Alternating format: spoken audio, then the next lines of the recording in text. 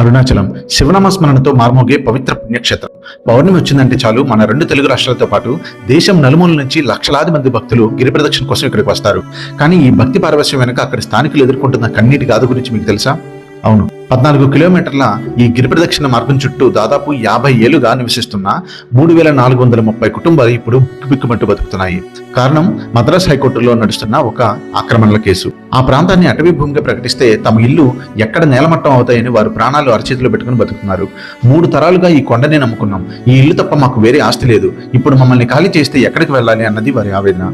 మరోవైపు small business చేసేవారి కష్టాలు ఇంకా దారుణంగా ఉన్నాయి. పౌర్ణమి, కార్తీక దీపం వంటి స్పెషల్ డేస్ లో అధికారులు ఏర్పాట్ల పేరుతో తమ షాపులను ధ్వంసం చేస్తున్నారని వారు చెప్తున్నారు. భక్తులకు కనీస సౌకర్యాలు అంటే త్రాగునీరు, సరైన పార్కింగ్ కూడా లేవని చెప్తున్నారు.